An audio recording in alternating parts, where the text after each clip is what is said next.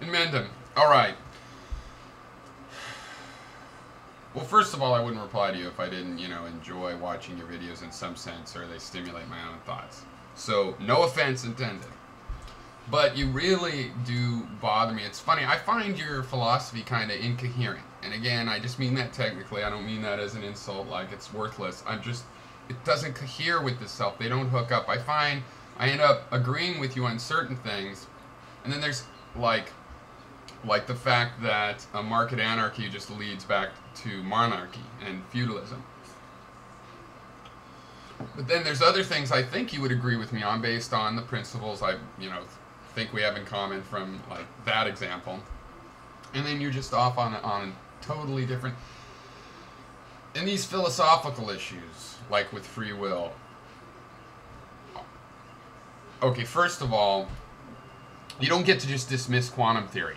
Okay, there was a time in the classical model where they thought everything could be predicted. We have all the particles, we can track the particles, so even if we can't literally track them, hypothetically they could be tracked. And we could predict the future of the universe, and physics seemed to be in favor of determinism.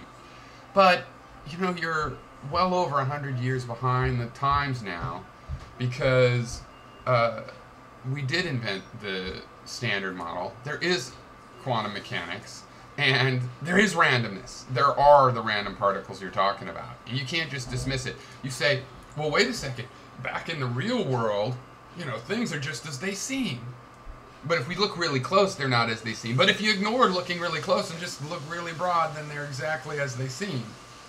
Well, they're not as they seem. First of all, actually, if things were as they seem, like some positivist dream, then there's free will, because it sure seems like there's free will. But things are not as they seem, so that's not my argument.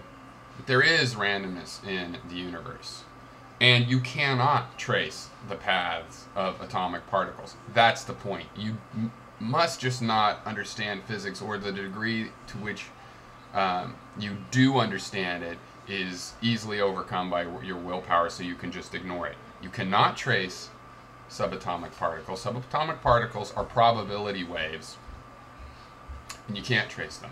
And if you try to trace them, you affect them. So you would change what you're trying to predict. Okay? Another thing you said is that the brain is hardwired. No, it's not hardwired, because it's rewiring itself constantly. Each of those neurons with its connections is making new connections, dropping old connections. That's not hardwired. That is the dynamic process.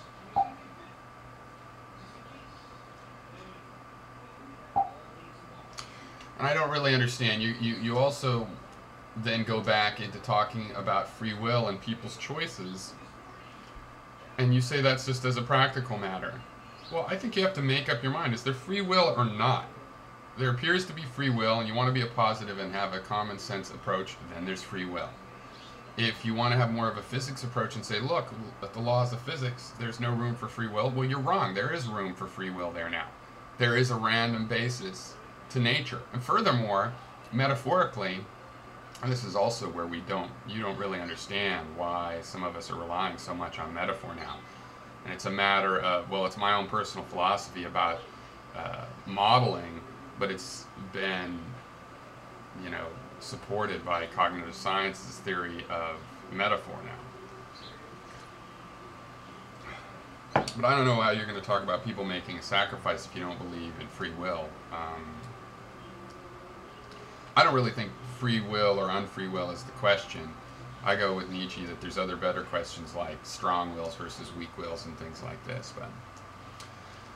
But basically, your premise of denying free will is false. I mean, it is demonstrably false by the means you provide to support it, which is physics.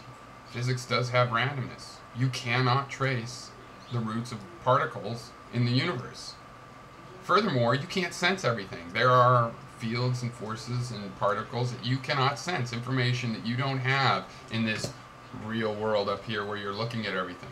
So you are bound to go ahead and look as close as possible if you want to make these arguments based on physics. And when you look closer and closer, looks everything's predictable. Look, no gravity, everything's predictable. Oh, wait a second, oh shit, it all fell apart. It's not predictable. It's all made out of probabilities. So it's only statistically predictable. It's only approximately predictable. You can't say when a photon will fire off of a radioactive element, but you can say that over, 100 years, half of the energy will fire off in photons. You can make sweeping statements, but if you look closely, there's definitely room for randomness. And we see randomness in our common sense world, don't we? So that supports it as well.